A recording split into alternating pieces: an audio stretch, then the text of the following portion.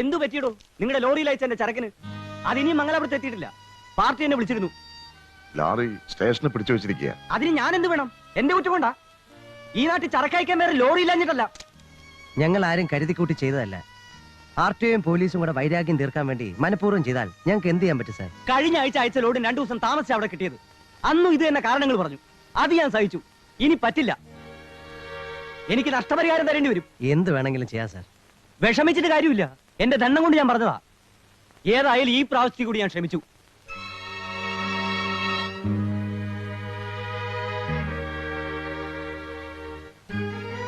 ഇന്നലെ 3 ലോറി പിടിച്ചു. ഇങ്ങനെ പോയാൽ എന്ത് ചെയ്യും നമ്മൾ? എന്തെങ്കിലും ചെയ്തില്ലെങ്കിൽ ആശാൻ പറ, ഞാൻ എന്താ ചെയ്യേണ്ടത്? ആരുടെ കാല് പിടിക്കണം? അല്ലെങ്കിൽ ആരുടെ പോക്കറ്റിലാണ് നിക്ഷേപിക്കേണ്ടത്? അതോ ഈ ബിസിനസ് നിർത്തണോ? ചേട്ടാ, എന്താ നിനക്ക് വേണ്ടേ?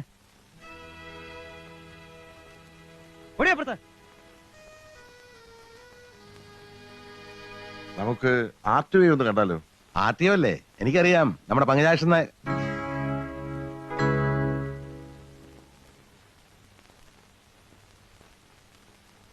ഞാൻ കാര്യമായിട്ട് പറഞ്ഞ ഒരു കാര്യം സത്യ, ഞാൻ സ്വല്പം പൊങ്ങച്ചം പറയും. ചെറുപ്പം മുതലേ ശീലിച്ചു പോയോണ്ട് പെട്ടെന്ന് മാറ്റാനും പറ്റുന്നില്ല. പക്ഷെ ഇതങ്ങനെയല്ല. അയാളെ എനിക്ക് നന്നായിട്ട് അറിയാം. എന്റെ ക്ലാസ്മേറ്റ് ആയിരുന്നു. ഞങ്ങൾ തമ്മിൽ നല്ല ബന്ധുവാ. എനിക്ക് കേക്കണ്ട. ഹാ, ഒന്ന് വിശ്വസിക്കും മോനെ. ഞാൻ സ്വല്പം പുളു അടിക്കും. ആരെയും ദ്രോഹിച്ചിട്ടൊന്നുമില്ല. ഞാൻ ഇപ്പൊ പറഞ്ഞ സത്യമായിട്ട് സത്യമാ. നമുക്കൊന്ന് കാണാം മോനെ. എടാ, എന്നെ കൊണ്ട് നിനക്ക് എന്തെങ്കിലും ഒരു ഗുണം ഉണ്ടാകട്ടാ.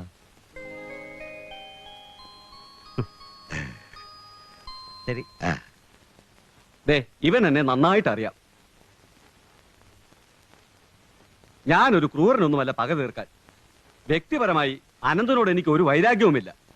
മുകളിൽ നിന്ന് ഞങ്ങൾക്ക് കിട്ടിയിരിക്കുന്ന ഓർഡർ മിനിമം ഒരു ദിവസം 1 ലോറിയെങ്കിലും പിടിച്ചിരിക്കണമെന്നുള്ളതാണ്.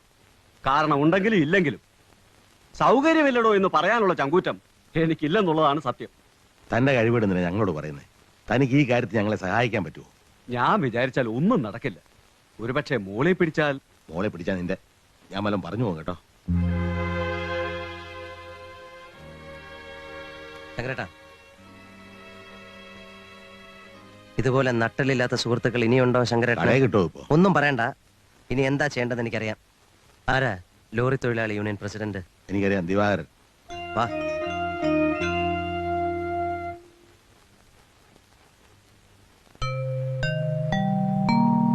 യാതൊരു കാരണവും കൂടാതെ ലോറികൾ പിടിച്ചെടുക്കുക, സ്റ്റേഷനിൽ തടഞ്ഞിടുക, ഡ്രൈവറെ മറ്റും ഭീഷണിപ്പെടുത്തുക. ജില്ലയിൽ സർക്കാരിന്റെ കിങ്കരന്മാർ നടത്തുന്ന ലോറി വേട്ട തുടങ്ങിയിട്ട് കുറച്ച് നാളുകളായി. 2 അല്ല 3 അല്ല, മഹാലക്ഷ്മി ട്രാൻസ്പോർട്ടിന്റെ 17 ലോറികളാണ് ഒരു കാരണവും കൂടാതെ ഇവർ പിടിച്ചെടുത്തിട്ടുള്ളത്. ഇതിപ്പോഴും തുടരുന്നു. ഇതിങ്ങനെ തുടർന്നാൽ അതുമൂലമുണ്ടാകുന്ന സാമ്പത്തിക നഷ്ടത്തിനും മാനസിക വ്യഥയ്ക്കും ആര് ഉത്തരവാദിത്വം പറയും? പെർമിറ്റിലോ മറ്റു റെക്കോർഡ്സിലോ ഒരു തെറ്റുപോലും ചൂണ്ടിക്കാണിക്കാൻ ഇവർക്കില്ല. ഒരു കാരണവും കൂടാതെ തുടരുന്ന ഈ പ്രതികാര നടപടികൾ നിർത്തുവാൻ അസോസിയേഷൻ വേണ്ട നടപടികൾ എടുക്കണമെന്ന് ഇതിന്റെ ഒരു മെമ്പർ എന്നുള്ള നിലയിൽ ഞാൻ അഭ്യർത്ഥിക്കുന്നു. ബഹുമാനപ്പെട്ട മെമ്പർ പറഞ്ഞത് വാസ്തവമാണെങ്കിൽ സർക്കാരിന്റെ ഈ നടപടികൾക്കെതിരെ അസോസിയേഷൻ ശക്തമായി പ്രതിഷേധിക്കേണ്ടിയിരിക്കുന്നു. നിങ്ങളുടെ എല്ലാവരുടെയും സമ്മതത്തോടെ അസോസിയേഷന്റെ പ്രസിഡന്റ് എന്ന നിലയ്ക്ക് ശക്തമായ ഒരു പ്രതിഷേധക്കുറിപ്പ് ഇന്ന് തന്നെ ബന്ധപ്പെട്ട വകുപ്പിനും ഉദ്യോഗസ്ഥന്മാർക്കും മന്ത്രിക്കും അയച്ചു കൊടുക്കുന്നതായിരിക്കും. അതുകൊണ്ടൊന്നും ഒരു കാര്യമില്ല. സമരം ചെയ്യണം. നാളെ മുതൽ ജില്ലയിൽ ഒരു ലോറിയും റോഡിൽ ഇറക്കരുത്. അതെ, അതാണ് ശരി. നാളെ മുതൽ നമ്മൾ എല്ലാവരും സമരത്തിനിറങ്ങണം. ആദ്യം പ്രതിഷേധക്കുറിപ്പാവട്ടെ, പിന്നെ മതി സമരം. അതാ അതിന്റെ ശരി. അല്ലാതെ ഒറ്റയടിക്ക് സമരമൊന്നും വേണ്ട. സമരം പ്രതിഷേധത്തിന്റെ 2ാം ഘട്ടമായിരിക്കും. ആദ്യം പ്രതിഷേധക്കുറിപ്പ്, അതാണ് കീഴ്വഴക്കം. എന്താ പ്രസിഡന്റ് പറഞ്ഞതാ കാര്യം. വെറുതെ സമരം ചെയ്തൊന്നും പ്രയോജനമില്ല.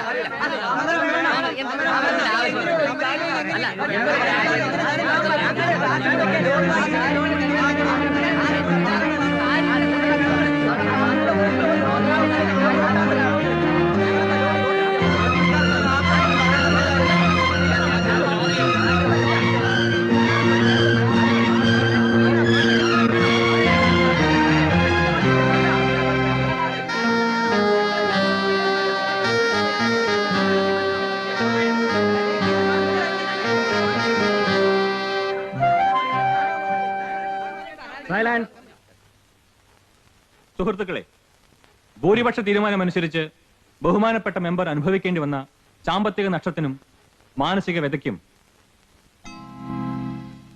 എന്താ വാ. നാളെ മുതൽ ജില്ലയിലെ ലോറി തൊഴിലാളികൾ ഒന്നടങ്കം പണിമുടക്കില്ല. പണിമുടക്കോ? ആരുടെ തീരുമാനം? യൂണിയന്റെ തീരുമാനം. ഇതാ പോസ്റ്റർ വരെ അടിച്ചു കഴിഞ്ഞു.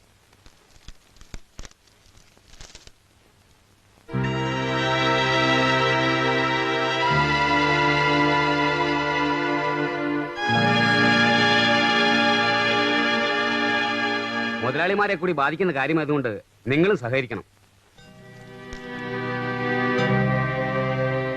പെട്ടെന്നൊരു സമരത്തിന്റെ ആവശ്യമില്ല.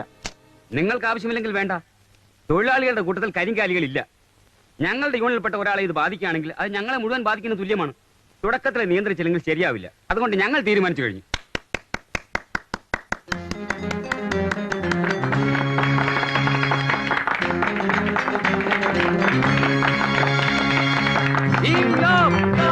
തൊഴിലാളി ഐക്യം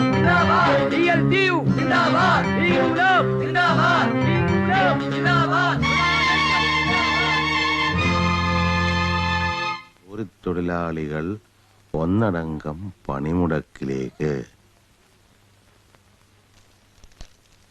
എല്ലാം കൂടെ 500 രൂപ ചെലവാ എനിക്ക്.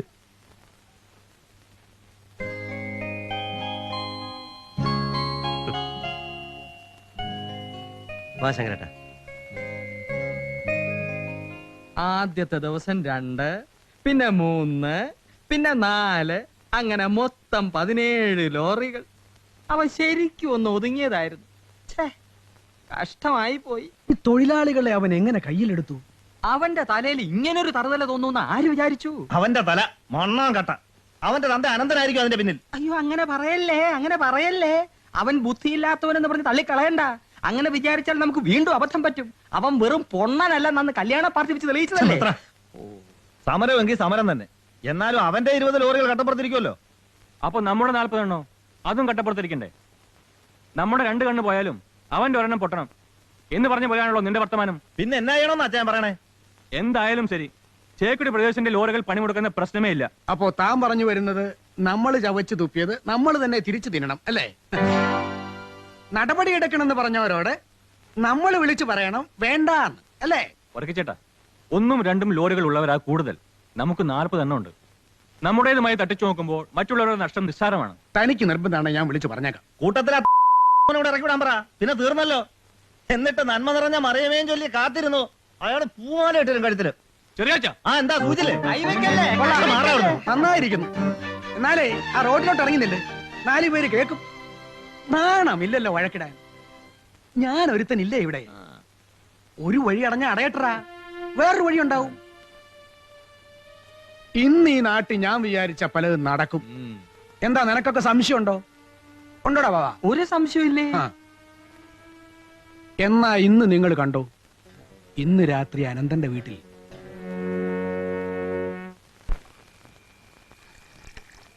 ഒരു സ്മാള് വേണ്ട.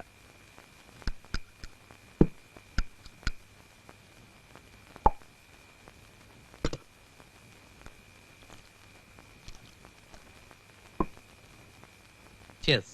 Cheers.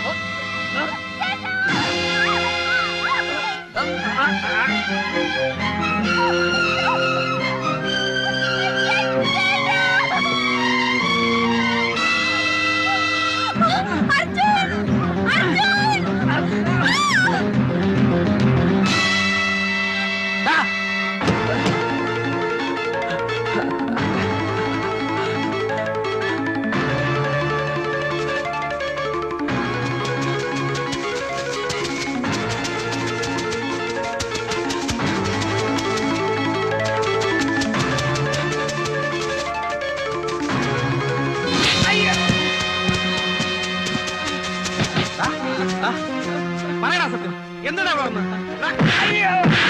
പറയടാ, നീ ആരാ? സത്യം പറയടാ. നീ ആരാന്ന്? അയ്യോ, എന്നെ അടിക്കല്ലേ, ഞാൻ സത്യം പറയാം.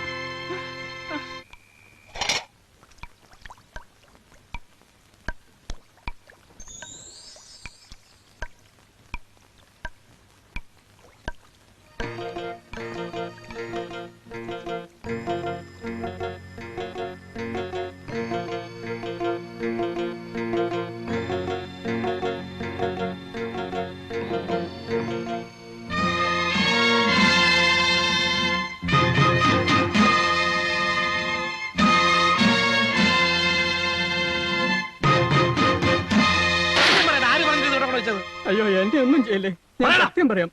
ചേക്കുടിക്കവര് പറഞ്ഞിട്ടാ ഞാൻ കൊണ്ടുവച്ചത്.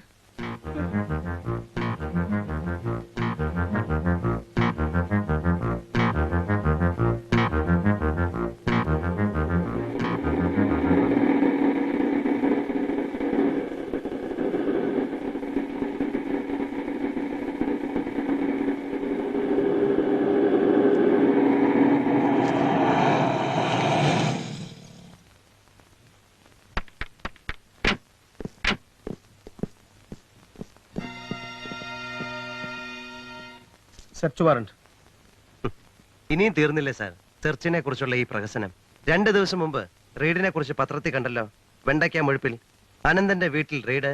അന്വേഷണ ഉദ്യോഗസ്ഥന്മാർക്ക് ചില രഹസ്യരേഖകൾ കിട്ടിയെന്ന്. എന്താ സാറേ ഈ രഹസ്യരേഖകൾ? ഞാനും കൂടെ ഒന്ന് അറിയട്ടെ. നാട്ടുകാരുടെ മുമ്പിൽ അനന്തനെയും കുടുംബത്തെയും താറടിച്ച് കാണിക്കണം, അതല്ലേ നിങ്ങൾക്ക് ഉദ്ദേശമുള്ളൂ? താൻ എന്ത് പറഞ്ഞാലും ശരി, ഞങ്ങൾ ചെയ്യാനുള്ളത് ഞങ്ങൾ ചെയ്യും. വിഷമിച്ചിട്ടൊന്നും ഒരു കാര്യമില്ല. അത്ര നാണവും മാനവും ഒക്കെ ഉള്ളവരാണെങ്കിൽ ഈ തൊഴിലിന് ഇറങ്ങുന്നതിന് മുമ്പ് ആലോചിക്കണമായിരുന്നു. തിരിച്ചാലോചിക്കുന്നതാവും കുറെ കൂടെ ഭംഗി. ചെയ്യുന്ന തൊഴിലിനോടുള്ള ആത്മാർത്ഥത കൊണ്ടാണ് നിങ്ങളിത് ചെയ്യുന്നെങ്കിൽ 2 കൈയും നീട്ടി ഞാൻ സ്വീകരിച്ചേനെ. അതല്ല നിങ്ങളുടെ ഉദ്ദേശം എന്ന് നിങ്ങൾക്കും അറിയാം, എല്ലാവർക്കും അറിയാം. പിന്നെ എന്തിനാ സാറേ? നിങ്ങൾ സെർച്ച് ചെയ്യണം സാറേ. കമോൺ.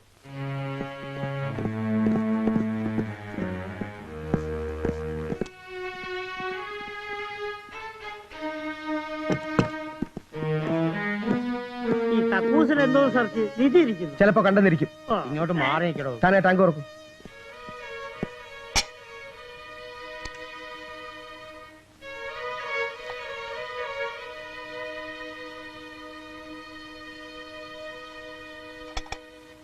സാർ ഇതിനകത്തൊന്നുമില്ല. ഇത് തുറക്കും.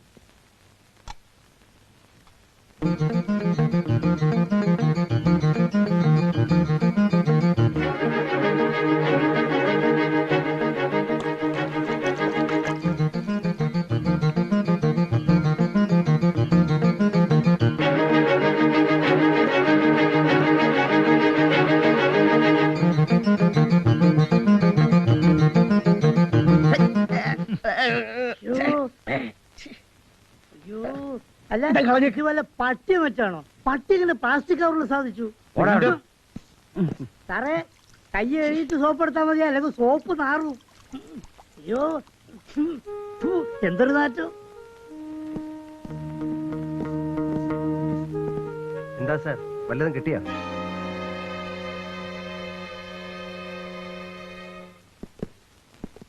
രവി,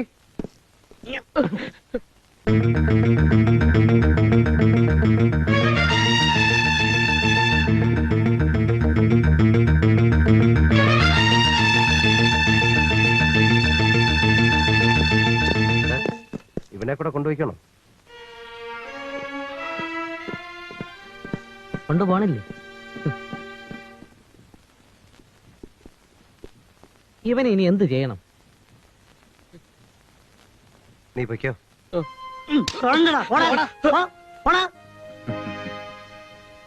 അത്രയും വേണ്ടായിരുന്നു ശങ്കര. അവർക്ക് വെറുതെ വൈരാഗ്യം കൂടും. പിന്നെ അത് പോരായിരുന്ന എന്റെ അഭിപ്രായം. ആ പൈസയുടെ കാര്യങ്ങളൊക്കെ എങ്ങനെ? കാര്യങ്ങളൊക്കെ നടന്നു പോകുന്നില്ലേ? ഒരുവിധം ഇപ്പൊ പ്രശ്നങ്ങളൊന്നുമില്ല. ഹോസ്പിറ്റലിന്റെ പണിയും അതുപോലെ അത്യാവശ്യമില്ലാത്ത ചെലവുകളും ഒഴിവാക്കണം. അങ്ങനെ തന്നെയാണ് തീരുമാനിച്ചിരിക്കുന്നത്. ബാംഗ്ലൂരിൽ നിന്ന് വന്നവരൊക്കെ പോയോ? സ്റ്റഡി ലീവ് ആയതുകൊണ്ട് രമ വീട്ടിൽ തന്നെ ഉണ്ട്. മറ്റേ പെൺകുട്ടിന്റെ 2 ദിവസം കഴിഞ്ഞ് തിരിച്ചു പോകും.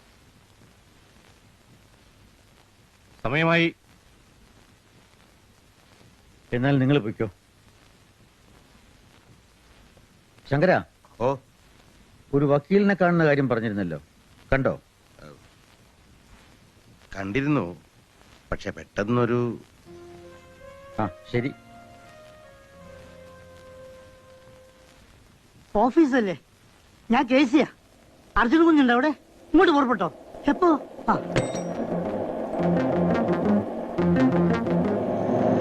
രമയെ വിളിച്ചുണ്ട് ക്വസ്റ്റ്യൻ ചെയ്യാൻ. ആരെ? അന്ന് സർച്ചിന് വന്ന ഓഫീസറും കുറെ പോലീസുകാരും കൂടി.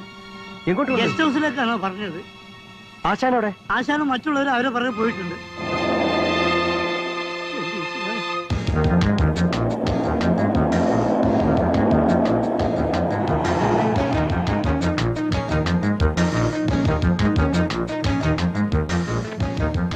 രമയോടെ? അകത്തുണ്ട്, ക്വസ്റ്റ്യൻ ചെയ്തുകൊണ്ടിരിക്കുക.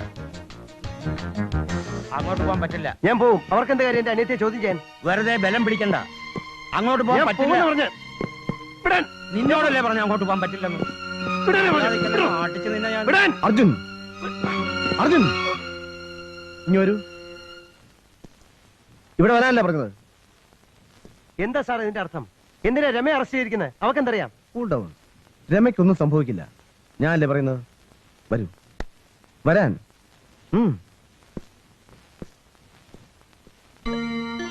സത്യം പറ, എവിടെയാണ് നിന്റെ അച്ഛൻ സ്വർണ്ണം ഒളിപ്പിച്ചു വെച്ചിരിക്കുന്നത്? എനിക്കറിഞ്ഞൂടാ. നിനക്കറിയില്ലേ? എനിക്കറിയില്ല. ഞാൻ എത്ര പ്രാവശ്യം പറഞ്ഞു കഴിഞ്ഞു. അനന്തൻ ബാംഗ്ലൂരിൽ ഇടയ്ക്കിടയ്ക്ക് വരാറില്ലേ? ഉണ്ട്. ആരെ കാണാൻ വേണ്ടി വരുന്നത്? എന്നെയും ചേട്ടനെയും കാണാൻ. കള്ളം, പച്ചക്കള്ളം. സത്യം പറയണി, സ്വർണം വിൽക്കാനല്ലേ അയാൾ വരുന്നത്? സത്യം പറഞ്ഞില്ലെങ്കിൽ നിന്നെ അറസ്റ്റ് ചെയ്ത് ലാക്കുപ്പിൽ ഇടേണ്ടി വരും. മര്യാദയ്ക്ക് സത്യം പറ.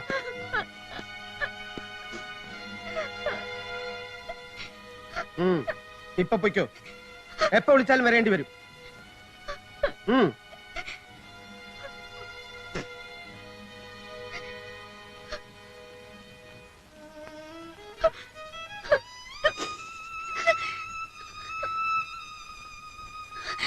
ചേട്ടാ, നിൽക്കണം അവിടെ. ചേട്ടാ. എന്താ മോളെ, എന്തിനാ കരയുന്നത്? അവർ നിന്നെ എന്ത് ചെയ്തു? അവരെന്നെ ഒരുപാട് പേടിപ്പിച്ചു, ചീത്ത പറഞ്ഞു, അറസ്റ്റ് ചെയ്യുമെന്നും പറഞ്ഞു.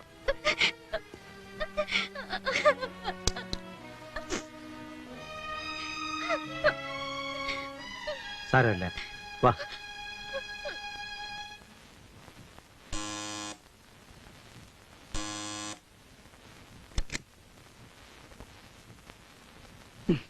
ആരാ? നമ്മൾ എലക്ട്രീഷ്യനാ. എന്ത് വേണം? അല്ല, സാറ് വിളിച്ചു പറഞ്ഞിട്ടുണ്ടായിരുന്നു ഇവിടുത്തെ ഒരു ലൈൻ കേടായിട്ടുണ്ടെന്ന്. അല്ല, സാറിന്റെ ഭാര്യ വിളി. അവള് ഓഫീസിൽ പോയതാ. ആഹാ. അല്ല, ഇപ്പൊ ശരിയാക്കണോ ഉടനെ ശരിയാക്കണം എന്നാ സാറ് വിളിച്ചു പറഞ്ഞത്. എന്നാ ശരിയാക്കാം. എന്നാ ഇപ്പൊ ശരിയാക്കാം.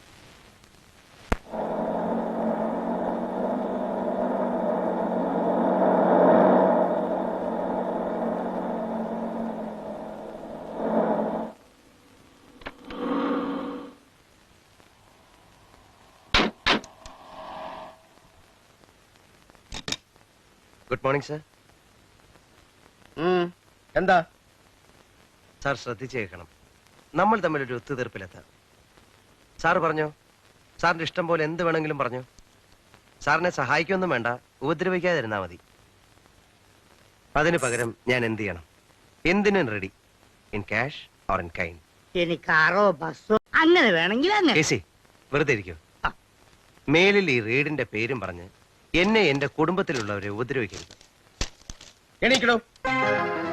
എണീക്കാൻ. താനെന്നെ വിലക്ക് വാങ്ങിക്കാൻ വന്നിരിക്കുക.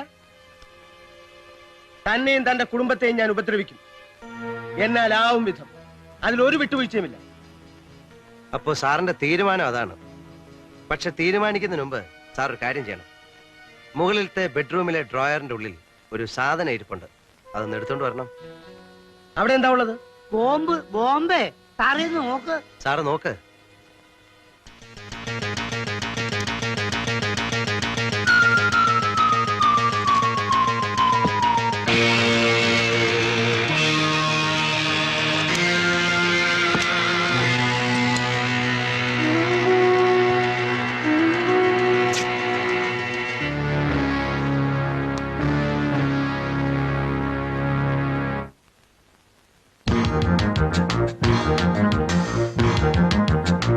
കൈക്കൂലി കേസിൽ ഒരു ഓഫീസർ അറസ്റ്റ്. പട്ടണത്തിലെ പ്രമുഖനായ. പേടിക്കണ്ട, സാറിനെ കുറിച്ചല്ല, പേപ്പറിൽ ന്യൂസ് വായിച്ചതാ. ഇതെങ്ങനെ എന്റെ മുറിയിൽ വന്നു? ആരാ വെച്ചത്? ആരാ എന്റെ വീട്ടിൽ സ്വർണം കുഴിച്ചിട്ടത്? ഈ ഒരു ബാഗല്ല, ഇതുപോലുള്ള ബാഗുകൾ ഈ വീട്ടിന്റെ പല സ്ഥലത്തും ഞാൻ വെച്ചിട്ടുണ്ട്. മഷിയിട്ടാ സാറ് കാണില്ല. എന്റെ സുഹൃത്തുക്കൾ CBI-യിലുണ്ട്. ഞാൻ അവരെ ടിപ്പ് ചെയ്യും. കിട്ടേണ്ടത് കൃത്യമായി അവരുടെ കൈ കിട്ടും. പിന്നെ സാറ് ഹരിചന്ദ്രനൊന്നും അല്ലല്ലോ.